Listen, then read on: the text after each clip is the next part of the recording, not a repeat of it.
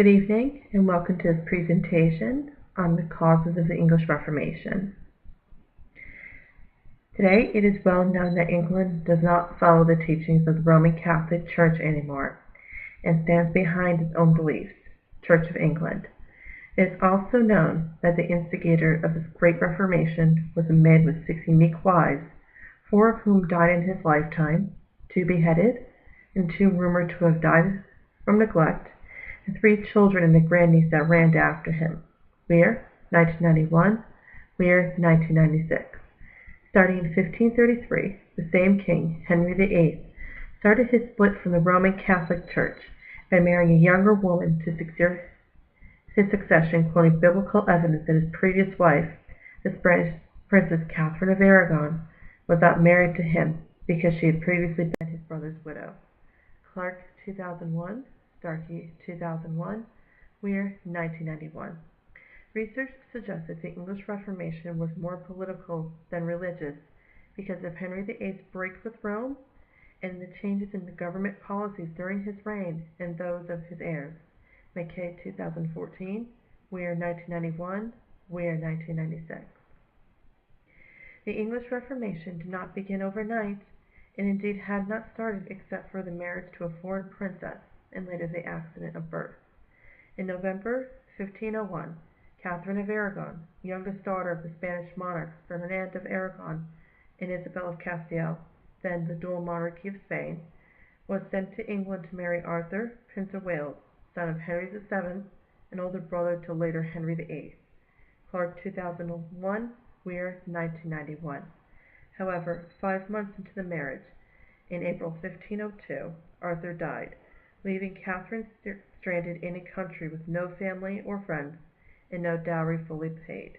Clark, 2001, Weir, 1991.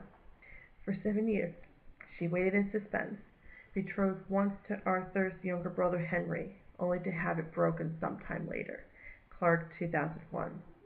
Without money from her father or from Henry VII to sustain her, Catherine remained in poverty. However, it wasn't until 1509 that Catherine's fortunes had turned. On April 21st, Henry VII had died, leaving his only son and heir, now styled Henry VIII, King of England. Clark, 2001, Weir, 1991. These financial issues, however, were not pressing when Henry VII had passed in the spring of 1509 and the throne went to his son. It wasn't until June 1509 that Catherine's problems ended, and that she and Henry were married via papal dispensation, as Catherine was married to Arthur, and then were crowned. Clark, 2001, Weir, 1991. There had been great hopes for the marriage. Indeed, it was expected that the marriage would usher a great age in England. However, much as this hope was shown, it had not lasted.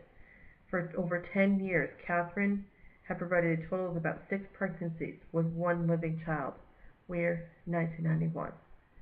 While Catherine's 3 sons had died soon after birth, as did one of her daughters, and another daughter was stillborn, her heir would not be the son that Henry had hoped for, but a girl, the Princess Mary. Weir, 1996. Therefore, the information in this presentation will address the pressing matters regarding the mostly political and some religious causes of the English Reformation, and how an alliance with the Spanish princess, Catherine of Aragon, would cause a ripple and then a tear from the Church of Rome. First, the dynamics of the relationship between Catherine of Aragon and Henry VIII would be looked into, and how political motivation urged the king to annul his marriage from the queen. This, in turn, would set an unusual pattern for Henry's wives and their relationship with the mighty monarch.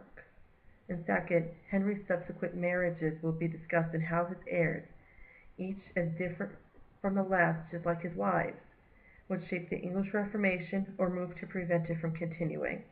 For it seemed it was not just progressing because of changing tides, but also because of each ruler's preferences. For it was said that no woman had successfully been able to keep the throne of England, while Slavic law, the throne passing to male heirs only, did not exist in England like it did in France. It is highly unusual for a woman to rule. Weir, 1991. Indeed, Henry saw a disaster when the Princess Mary became his only heir. It was by the mid-1520s, when Catherine was unable to have more children, that Henry started to read his Bible more carefully, as he conveniently remembered that marriage to one's brother's wife was prohibited in Holy Scripture, as was written in the book of Leviticus. Clark, 2001, Weir, 1996. Even worse, it seemed, Henry was in love with someone else. It was not his wife of almost 20 years. Anne Boleyn, the daughter of a courtier, the French ambassador Thomas Boleyn, was initially a French-educated lady-in-waiting to Catherine. Greenwich, 2001, Weir, 1991. While his love for Catherine began because Henry wished to defy his father's dynastic wishes and act as Catherine's knight in order to save her from poverty and gain a friendship with Spain, the passion for Anne was something more than he had with any other woman. Greenwich, 2001, Weir, 1991. Although English, Anne was sent away to be brought up in Flanders and then in France, but by 1523 she was back in England and serving Catherine and acting more French than English. Greenwich, 2001. Even though her older sister Mary had been used as Henry's mistress and discarded quickly, Anne found herself the target of the king's love by 1526, after her wit, charms, and sleek style caught many men's attention, including the famed poet Thomas Wyatt. Greenwich, 2001. For 6 years, Anne held Henry at arm's length, denying him any sexual favors, but aimed high, stating that she would never be his mistress like the others, but his queen and wife. Greenwich, 2001, Weir, 1991. In the process, Anne saw an opportunity and started to promote to Henry her radical religious and political views, starting with William Tyndale's The Obedience of a Christian Man. Greenwich, 2001. In the pages of this drastic book, Henry read that it was not the Pope in Rome who would control a good Christian ruler and his people, but the monarch himself, who was responsible for the well-being of his people's souls. Greenwich, 2001. However, in believing that he was now in control of his annulment to Catherine and could defy the Pope as he pleased, Henry, although conservative and orthodox in his own religious beliefs, could not have failed to give thought to the continental reformers who had disdain for the Pope and evangelical zeal. Dunn, 2005. He ignored the coming calls for reform, urging his own personal needs to the populace in order to get his way.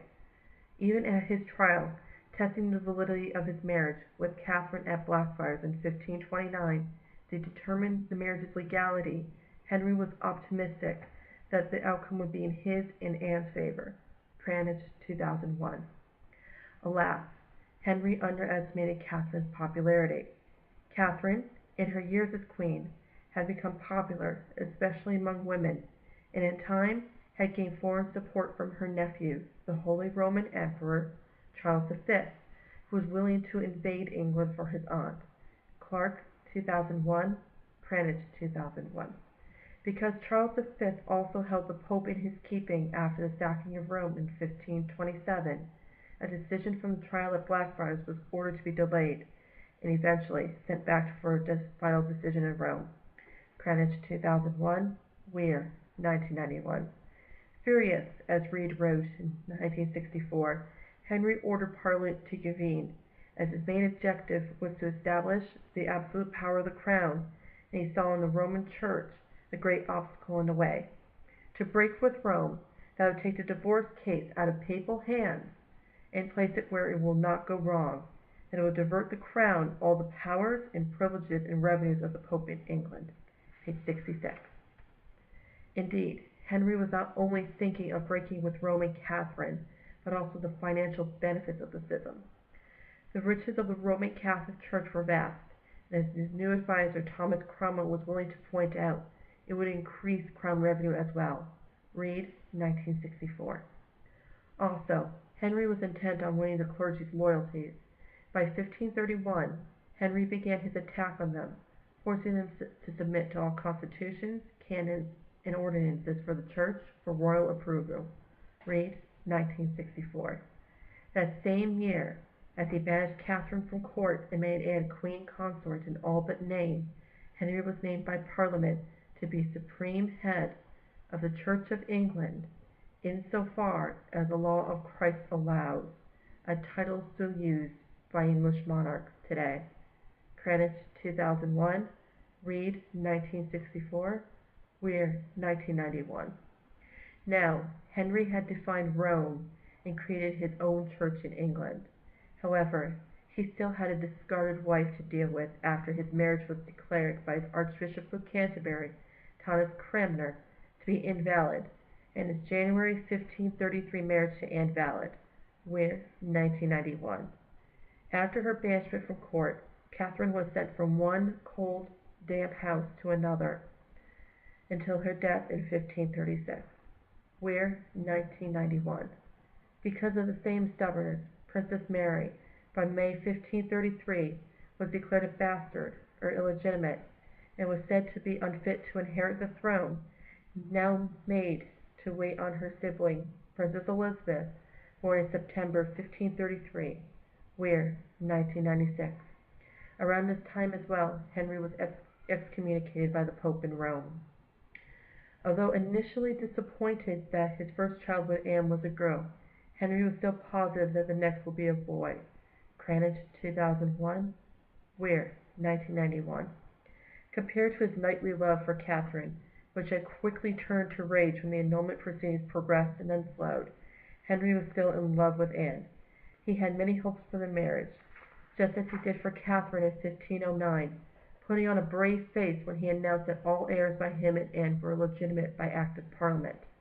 However, others thought that Henry had a more religious aim and was breaking with Rome, even though he had remained Catholic-based in his beliefs for the rest of his life.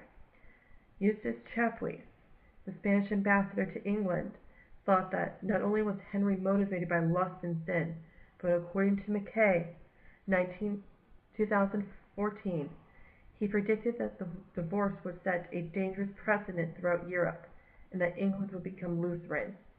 However, he blamed Henry and his new Archbishop Cranmer rather than Anne for leaving England from Rome. Page 89 to 90. Changes continued regardless, all which seemed to go against all convention. It was especially shocking when Henry demanded that all citizens, not just clergy, were required to swear on the oath of supremacy, which would ensure that he was head of their needs, secular and spiritual. Weir 1991. Even though Henry claimed that his conscience and God's words were one and the same, he argued with Chapuis that it was for the good of the realm that heirs were first and foremost his concern. Mackay 2014.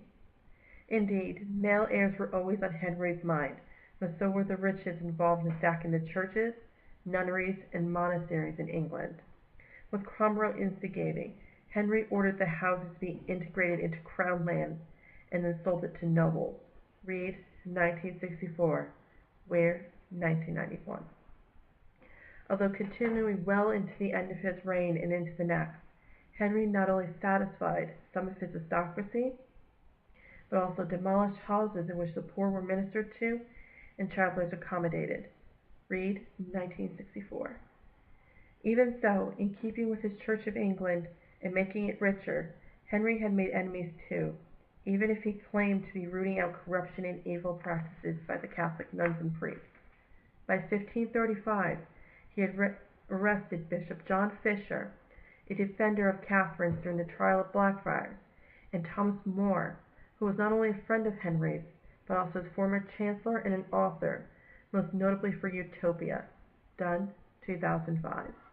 Both refused to take the oath of succession and were jailed in the Tower of London by the summer of 1535, and then were beheaded, along with a number of Catholic martyrs, as a result of the New Treason Act, which made malicious denial of the king's title punishable by death. Dunn, 2005. The change from hope to outrage had begun, and the image of Henry as a good prince was morphed into the bloated tyrant, especially after Catherine's death in 1536. Although Anne saw the end of her rival and the beginning of a new era in England, she still had to squash her former personality as Henry's mistress and show how queenly she could be. At the height of her power as queen, Anne enjoyed religious freedom, drawing inspiration from the reformed circles in France. Starkey, 2001. Inviting those who believed in translating the Bibles themselves and in tune more with the Lutheran faith, Anne had sponsored Cranmer and helped to make him archbishop in 1533. Where? 1991. In addition, she flaunted this faith, leaving a copy of the English translated New Testament in her rooms, asking her ladies to read from it and not from novels or poetry. Dunn, 2005. McKay, 2014. Much of this image was laid out that Anne was a sexually promiscuous queen. She denied this image through her good works, great religious fervor, and dedication to her faith. Later, her temper, court festivities, and formal lovers would be used against her. In the meantime, Anne was not secure as queen, especially after about 3 more pregnancies that ended in miscarriage or stillborn children. Where? 1991. Although highly tempered and making enemies herself through her abuse, as well as meddling in politics, Anne still relied heavily on Henry for protection, but even that was running thin. After her last miscarriage on the day of Catherine's funeral in January 1536, Cromwell started to scheme on how to rid Henry of his second wife, especially with the threat of the riches the crown achieved being used not for Henry, but for the good of England. Cranach, 2001. Dunn, 2005. With the help of Nicholas Carew, a Catholic courtier, and some associates from court who worked to their own advantages, Cromwell drew up charges against Anne and her supposed series of lovers, and investigated them with Henry's blessing by the spring of 1536. Where? 1991. Creating proof that Henry would believe, Cromwell built a case against Anne and used her occasional thefts, installing men in her rooms as evidence of her adultery and ultimately treason. Dunn, 2001. Weir, 1991. Weir, 1996. On May 1st through the 2nd, 1536, Anne, along with her brother George and 4 other men of the court, were arrested and taken to the Tower of London. Weir, 1991. All were found guilty of treason to the king, and their names smeared with perversion and incest. All would eventually be executed. Cranach, 2001. On May 17, 1536, Anne's supposed lovers were executed by beheading, and then her daughter Elizabeth was declared illegitimate. Weir, 1991. Then, on May 19, 1536, Anne was executed by beheaded inside the Tower walls, ending not only her reign as a queen of a growing radical England, but also for Henry, for the king had other ideas and another woman was to contemplate. Cranach, 2001. Weir, 1991. In fact, the woman in question had been the opposite of Anne in every way, and was, most importantly, a Catholic. Jane Seymour, a member of an old English family, lady-in-waiting not only to Catherine and Anne, was betrothed to Henry a day after Anne's execution. Weir, 1991. 10 days later, the two were secretly married in the Queen's closet. Wardy, 2001. Weir, 1991. Many had hoped that with this queen, Henry would return to Rome, or radically go into another religious or political direction. Wardy, 2001. Even as Jane Seymour had been keen on returning to the Catholic fold and reconciling Henry with the Princess Mary, she had failed to see that Henry had enjoyed his power as supreme head of the English Church too much, and would not have changed him, no matter the circumstances. Wardy, 2001. Cromwell, aware that Jane was also instrumental in the downfall of Anne Boleyn, was ready to pounce at any opportunity to pave way for a newer, more malleable queen, but had failed when Jane provided Henry the longed-for heir on October 12, 1537, the Prince Edward. However, Jane Seymour had died 12 days after the birth. Weir, 1991. Although queens often were seen to whisper in her husband's ear, especially in Henry's case, Cromwell saw little damage where Jane was concerned. However, with Henry now widowed and with a single son to succeed him, Cromwell saw his opportunity to unite England with other Protestant countries and create an alliance. Weir, 1991. While Henry was in mourning and had withdrawn from court, Cromwell instigated and showed his more Protestant meetings with Henry's approval by demanding that the Bible be in English, the Lord's Prayer, the Creed, and the Commandments were to be taught in English, sermons were to be preached, images taken down. Reed, 1964. In the meantime, he continued to destroy the images of the Catholic Church and enrich the crown. While Cromwell helped Henry to handle the Pilgrimage of Grace, the English revolt that peacefully asked to be returned to Rome, he was ill prepared for his fate in meddling with his master's marriages. In order to continue his radical changes and ensure that he had Henry under his thumb, as well as keep Henry under his wife's religion, Cromwell instrumented a marriage with the German Duchy of Cleves, asking for the hand of the Duke's sister Anne. Wardy, 2001, Weir, 1991. Arriving in January 1540, after Henry accepted the negotiations, Anne, raised by ambassadors and courtiers, was rejected by Henry but married him nonetheless. However, Henry became quickly dissatisfied with his new wife and was furious with Cromwell for trapping him in an alliance. Mackay, 2014. 6 months later, Henry annulled his marriage to Anne and went on to marry for a fifth time to Catherine Howard, Anne Boleyn's maternal cousin and part of the Catholic faction of the Howard family. Wardy, 2001, Weir, 1991. While Henry moved to a more conservative stance for his English church, standing on the middle ground between Catholic and Protestant, he tolerated nothing that would steer from it. Even so, on the day to his marriage to the teenage Catherine, Cromwell was executed, set up by his enemies, most of them tired of his policies and religion and eager to see their monarch furious at such a powerful advisor. Mackay, 2014, Weir, 1991, White, 2001. Most of his enemies of Cromwell were affiliated with the Duke of Norfolk, Catherine and Anne's powerful uncle, who not only used his Howard relations as pawns in his battle to win his monarch's love, but also dropped them just as easily. White, 2001. Using Catherine as a figurehead, Norfolk moved to restore the Catholic Church in England, only delighted that, even before his second niece became Queen of England, he helped in establishing the 6 Articles, which answered 6 important questions about religious orthodoxy. Weir, 1991, White, 2001. The 6 Articles were even based off of Roman Catholic beliefs.